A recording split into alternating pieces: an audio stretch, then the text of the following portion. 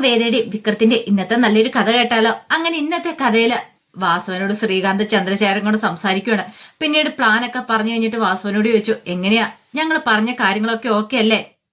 ഞങ്ങളോടൊപ്പം നിൽക്കുവാണെങ്കിൽ അതെ എലക്ഷൻ ഫണ്ടിലേക്കുള്ള ആദ്യ ഗഡു ഞങ്ങളുടെ വകയായിരിക്കും എന്ന് പറഞ്ഞു. അങ്ങനെ ഒടുവില് വാസവൻ പറഞ്ഞു ഞാനൊന്ന് ആലോചിക്കട്ടെ എന്ന് പറയാം. ആലോചിച്ചിട്ട് പതുക്കെ ഒരു തീരുമാനം പറഞ്ഞാൽ മതി എന്ന് പറഞ്ഞു.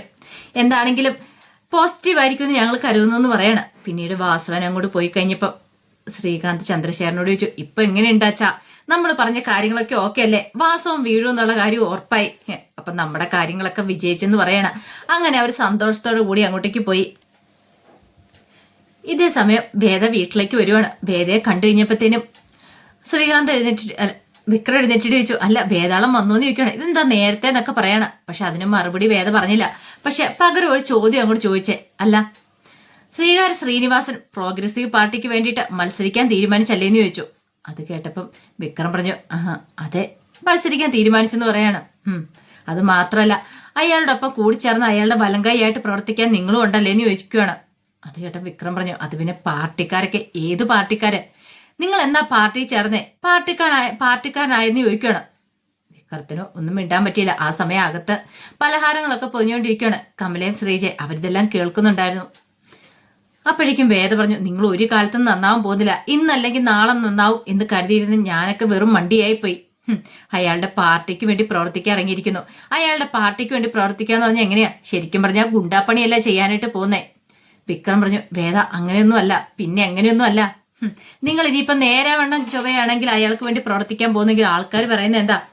നിങ്ങൾ ഗുണ്ടാപ്പണി ചെയ്യുന്നോ പറയുള്ളൂ. കാരണം നിങ്ങൾ അതുപോലെയുള്ള ഒരു ഇമേജ് നേടിയെടുത്തിട്ടുണ്ടല്ലോ.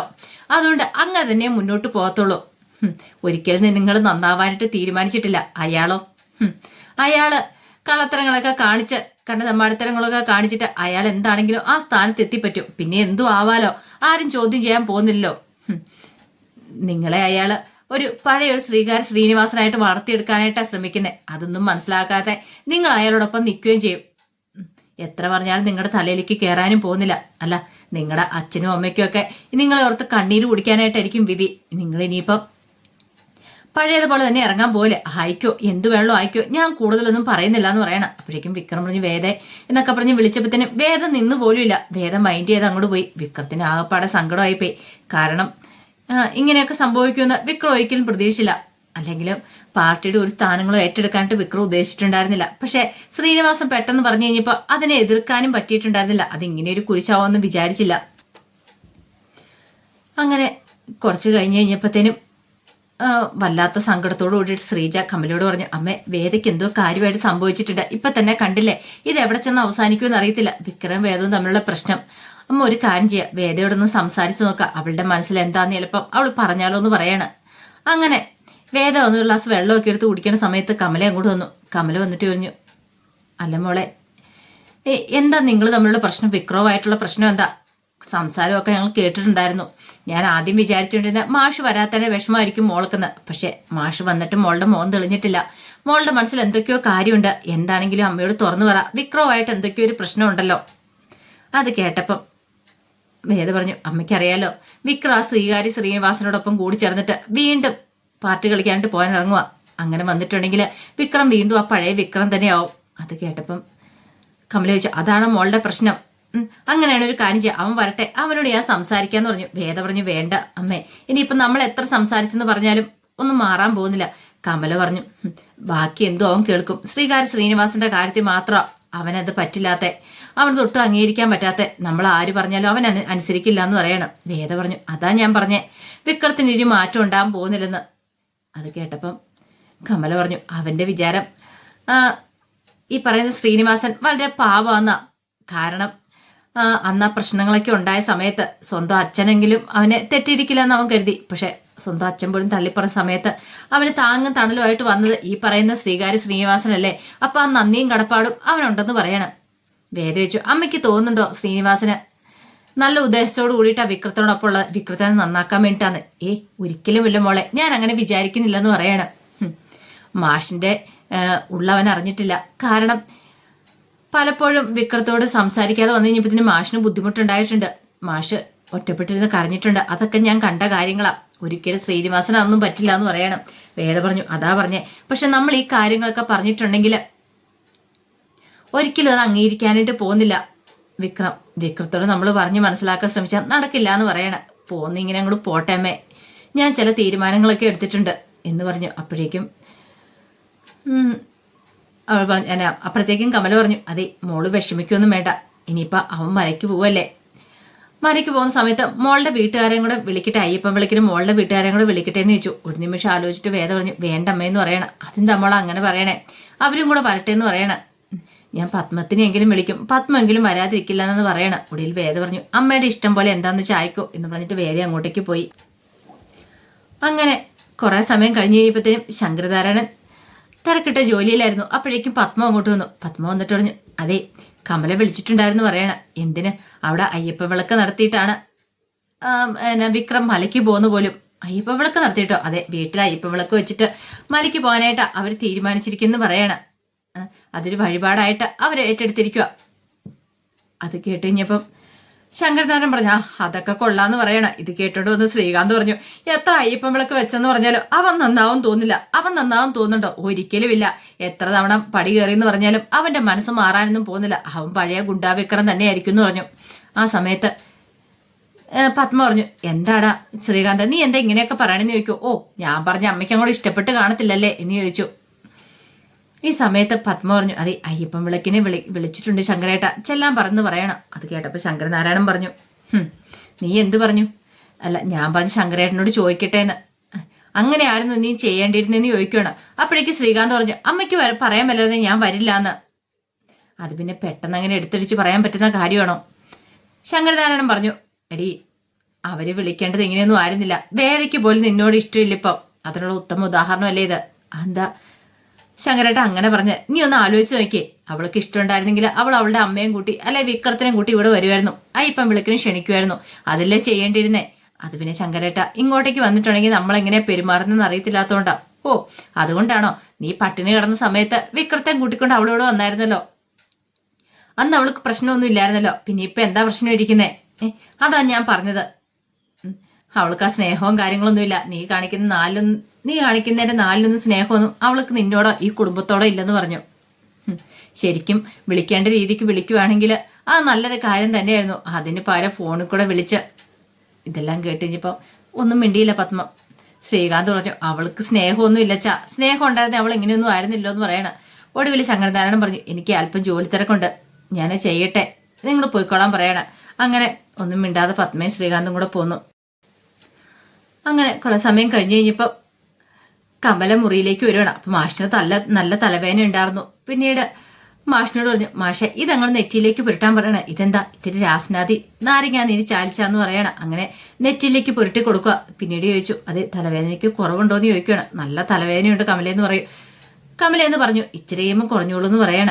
പിന്നീട് കമല പറഞ്ഞു അതെ മാഷെ വിക്രവും വേദയും തമ്മിൽ എന്തൊക്കെയോ പ്രശ്നങ്ങളുണ്ടെന്ന് പറയണം. അത് കേട്ടപ്പോൾ മാഷ് പറഞ്ഞു അവർ തമ്മിൽ എപ്പോഴാ പ്രശ്നമില്ലാത്ത, അവർ തമ്മിൽ എപ്പോഴും പ്രശ്നമല്ലേ ഉള്ളെന്ന് ചോദിക്കണം. ഇതങ്ങനെയല്ല മാഷെ, ഞാൻ കരുതിയത് മാഷ് വരാത്തന്റെ ബുദ്ധിമുട്ടായിരിക്കും അവൾക്കെന്ന.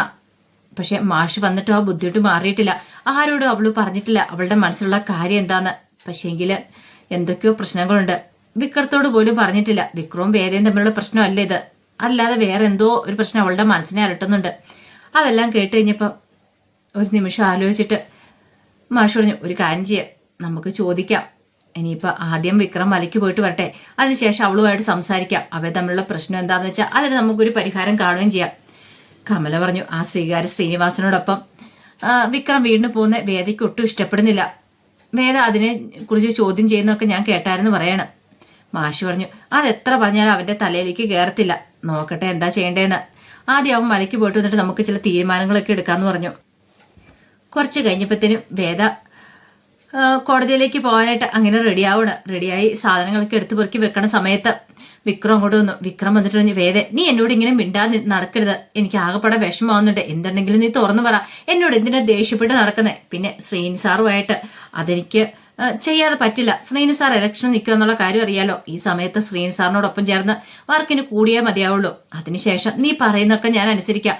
പിന്നെ ഞാൻ അങ്ങോട്ടേക്കൊന്നും പോകത്തില്ല എന്നൊക്കെ പറഞ്ഞു. പക്ഷെ വേദ അതിനും മറുപടി ഒന്നും പറഞ്ഞില്ല. എന്താ വേദ ഇത്രയൊക്കെ ഞാൻ പറഞ്ഞിട്ട് നീ എന്നോടൊന്നും പറയാത്തെ, നീ എന്തെങ്കിലും എന്നോടൊന്നും സംസാരിക്കുക എന്നൊക്കെ പറഞ്ഞു. വേദ മൈൻഡ് ചെയ്ത് പോലുമില്ല. വേദ മൈൻഡ് ചെയ്യാതെ തന്റെ ബാഗിനകത്തേക്ക് അത്യാവശ്യം ഫയലുകളും കാര്യങ്ങളൊക്കെ എടുത്തു വെച്ച് പുറത്തേക്ക് ഇറങ്ങുമ്പോഴത്തേനും വിക്രം പിന്നാലെ വരുവാണ്. വേദ ഞാൻ ഇന്ന് പറയുന്നത് കേട്ടിട്ട് പോന്ന് പറഞ്ഞിട്ട് അപ്പോഴേക്കും നന്ദിനിയും കമലേക്ക് അങ്ങോട്ട് വന്നു. ആ സമയത്ത് കമല ചോദിച്ചു, അല്ല മോളെ നീ ഇന്ന് പോവുകയാണോ? ഇന്ന് അയ്യപ്പൻ വിളക്ക് നടക്കുമല്ലേ? അപ്പൊ അയ്യപ്പൻ വിളക്ക് നടക്കുന്നതിനുള്ള ഒരുക്കങ്ങളൊക്കെ ആ വീട്ടിൽ നടക്കുന്നുണ്ടായിരുന്നു. അയ്യപ്പൻ വിളക്ക് വെക്കാനായിട്ട് വേണ്ടുന്ന പന്തലിടുവേ അതോടൊപ്പം തന്നെ അമ്പലം പണിയോ ചെറിയൊരു അമ്പലം ഒക്കെ പണിയൊക്കെ ചെയ്യുന്നുണ്ടായിരുന്നു മുറ്റത്ത്. അപ്പൊ അതിന് കുറെ ആൾക്കാരൊക്കെ ഉണ്ടായിരുന്നു, അവരതൊക്കെ ചെയ്തുകൊണ്ടിരിക്കുക. ആ സമയം വേദ പറഞ്ഞു, എനിക്കൊന്നും പോവാതിരിക്കാൻ പറ്റില്ലമ്മേ, അത്യാവശ്യം കുറെ ജോലികളുണ്ടെന്ന് പറയണം. മോളെ ഉച്ചയാകുമ്പത്തേനും നീ ഇങ്ങോട്ടേക്ക് വരുവോ? ഞാൻ ശ്രമിക്കാമേ. വരണം കേട്ടോ, ഇവിടെ കാര്യമായിട്ടുള്ള പരിപാടികളൊക്കെ നടക്കുമല്ലേ എന്ന് ചോദിച്ചു. അങ്ങനെ വേദ എന്ത് ചെയ്തു? വേദ അങ്ങോട്ട് പുറത്തേക്ക് ഇറങ്ങാൻ തുടങ്ങുമ്പോഴത്തേനും നന്ദിനി ഓടി വന്നിട്ട് പറഞ്ഞു, അതെ അച്ചമ്മ വന്നിട്ടുണ്ടെന്ന് പറയണ. ഓട്ടോറിക്ഷ വന്ന് ഇറങ്ങുന്ന കണ്ടപ്പോൾ തന്നെ നന്ദിനി ഓടി വന്ന് പറഞ്ഞാണ്. വേദ അങ്ങോട്ട് ഇറങ്ങിപ്പോയി. അങ്ങനെ അച്ചമ്മ അങ്ങോട്ടേക്ക് വരുവാണ്. അച്ചമ്മ വന്നു കഴിയുമ്പോഴത്തേനും അവിടെ പന്തലിടുന്നു. അതുപോലെ തന്നെ ചെറിയൊരു ക്ഷേത്രമൊക്കെ പണിതിട്ടുണ്ട്. അയ്യപ്പ ക്ഷേത്രമൊക്കെ മുറ്റത്ത് പണിയുവാണ്. അങ്ങനെ അതൊക്കെ കണ്ടു കഴിഞ്ഞപ്പോൾ അച്ചമ്മയ്ക്ക് ഭയങ്കര സന്തോഷം. അച്ചമ്മ വീഡിയോ പിടിക്കുവാണ്, ഇൻട്രോ പറയുവാണ്. അതെ ഇന്ന് ഞങ്ങളുടെ വീട്ടിൽ ഒരു പ്രത്യേകതയുണ്ട്. ഈ വീട് നിങ്ങൾക്ക് അറിയായിരിക്കും, എൻ്റെ മകന്റെ വീടാണ്. ഇന്നിവിടെ ഒരു അയ്യപ്പൻ വിളക്ക് നടക്കുക. നല്ല അടിപൊളിയായിരിക്കും കാര്യങ്ങളൊക്കെ. ഇങ്ങ് നോക്ക്, ഇവിടെയൊക്കെ പണിയുന്നത് കണ്ടോ, അലങ്കരിക്കുന്നത് കണ്ടോ. ഇതിന്റെ ബാക്കി വിശേഷങ്ങളൊക്കെ ഞാൻ നിങ്ങൾക്ക് അപ്പോഴപ്പോൾ തന്നെ ഞാൻ അപ്ലോഡ് ചെയ്ത് ഇട്ട് തരാം കേട്ടോ എന്നൊക്കെ അച്ചമ്മ ഇങ്ങനെ വീഡിയോ പിടിച്ചുകൊണ്ടിരിക്കുകയാണ്. അങ്ങനെ വീഡിയോ പിടിച്ചിട്ട് തിരിഞ്ഞു നോക്കുമ്പോൾ വേദയെ കണ്ടു. ആഹാ, ഇന്ന് അയ്യപ്പൻ വിളക്ക് എൻ്റെ ഇതൊക്കെ നടക്കുന്ന സമയത്ത് മോള് ഇവിടുന്ന് പോവുകയാണോ? ഇതെന്താ മോളെ നീ ഇന്ന് പോകുന്നതെന്ന് ചോദിക്കാം. എനിക്ക് പോവാതിരിക്കാൻ പറ്റില്ല അച്ഛമ്മേ, കുറച്ച് തിരക്കുണ്ടെന്ന് പറയണം. മോള് നേരത്തെ വരുമെന്ന് ചോദിച്ചു. വരാന്ന് പറയാം. എന്താ മോളെ നിന്റെ മുഖമൊക്കെ എന്താ വല്ലായിരിക്കണേ? ഒന്നുമില്ല അച്ഛമ്മേ. അല്ല എന്തോ കാര്യമായിട്ടുണ്ട്, എന്താണെങ്കിലും പറ. ഒന്നുമില്ല അച്ഛമ്മ എന്ന് പറഞ്ഞു. പിന്നീട് വേദ അങ്ങോട്ട് സങ്കടപ്പെട്ട് പോവാണ്. അച്ഛമ്മയ്ക്ക് എന്തോ വല്ലാത്തൊരു ബുദ്ധിമുട്ടൊക്കെ തോന്നി. വേദ ഇങ്ങനെയൊന്നും ആയിരുന്നില്ല. പിന്നീട് അച്ഛമ്മ അങ്ങോട്ട് കയറി വരുമ്പോഴത്തേനും കമല നാരങ്ങ വെള്ളമൊക്കെ ആയിട്ട് ഒന്ന് അച്ഛമ്മയ്ക്ക് കൊടുക്കണം. ആഹാ ഇത് കൊള്ളാലോ, ഞാൻ വന്നെന്ന് അറിഞ്ഞപ്പോ തന്നെ നാരങ്ങ വെള്ളം എടുത്തോ? നന്ദിനി പറഞ്ഞു, ഞാനാ വന്ന് പറഞ്ഞേ അച്ഛമ്മ വന്നിട്ടുണ്ടെന്ന്. ഓ നീ പറഞ്ഞ എന്താന്നറിയാം, ആ നശൂലം പിടിച്ച തള്ള വന്നിട്ടുണ്ടെന്നായിരിക്കും അല്ലേ? നന്ദിനി പറഞ്ഞു, കേട്ടോ അമ്മേ പറയുന്നേ, ഞാൻ അങ്ങനെയൊന്നും അല്ല പറഞ്ഞേ, അച്ഛമ്മ വന്നിട്ടുണ്ടെന്നാ. അച്ഛമ്മയുടെ ഒരു കാര്യം പറഞ്ഞാല് എന്നൊക്കെ പറഞ്ഞ് ദേഷ്യപ്പെട്ട് നന്ദിനി അങ്ങോട്ട് കയറിപ്പോയി. അച്ഛമ്മ ചിരിക്കുകയാണ്. പിന്നീട് അച്ഛമ്മ വെച്ച് ഇവിടുത്തെ കാര്യങ്ങളൊക്കെ എങ്ങനെയായി? എല്ലാ കാര്യങ്ങളും നല്ല ഉഷാറായിട്ട് നടക്കുന്നു എന്നൊക്കെ പറയണം. എന്തിയേ അവൻ എന്തിയേ? അവനെ കണ്ടില്ലല്ലോ, സുധാകരനെ കണ്ടില്ലല്ലോ എന്ന് പറയണം. അത് മാഷിന് ഒരു തലവേദനയും കാര്യങ്ങളും മുറിക്കിടക്കുക ആണോ? എന്നാൽ ഞാനൊന്ന് പോയി കണ്ടിട്ട് വരട്ടെ എന്നും പറഞ്ഞുകൊണ്ട് അച്ഛമ്മ അങ്ങോട്ടേക്ക് പോയി. ഇതേ സമയത്ത് ശ്രീനിവാസന് ഒരു ഫോൺ കോള് വരുവാണ്. അപ്പൊ സുധയെ അങ്ങോട്ടേക്ക് വന്നു. ശ്രീനിവാസ ഫോൺ എടുത്തിട്ട് അതെയോ ആണോ പ്രശ്നമാകുമോ എന്നൊക്കെ ചോദിക്കുവാണ്. അങ്ങനെ ആകെ പഴയ ടെൻഷനായിപ്പോയി ശ്രീനിവാസന്. അങ്ങനെ കോള് കട്ട് ചെയ്ത് കഴിഞ്ഞപ്പോൾ സുധ ചോദിച്ചു, എന്ത് പറ്റി? എനിക്കെതിരെ പരാതി എന്ത് പരാതി? അത് പിന്നെ അവളുണ്ടല്ലോ, ആ വേദയാണ് ഇതിന്റെ പിന്നിൽ നിന്ന് പറയാണ്. അത് കേട്ട് കഴിഞ്ഞപ്പോഴത്തേന് സുധ ഒരു ഞെട്ടലോടുകൂടി ശ്രീനിവാസനെ നോക്കുകയാണ്. അപ്പൊ അതിന്റെ വിശേഷങ്ങളൊക്കെ നമ്മളിന്ന് കാണുന്നത്. ഇതിന്റെ ബാക്കി വിശേഷങ്ങളുമായിട്ട് വൈകുന്നേരത്തെ പ്രമോയി വരാട്ടോ. ഒരിക്കൽ കൂടി എല്ലാവർക്കും ശുഭദിനം നേർന്നുകൊണ്ട് നിർത്തുന്നു. നന്ദി.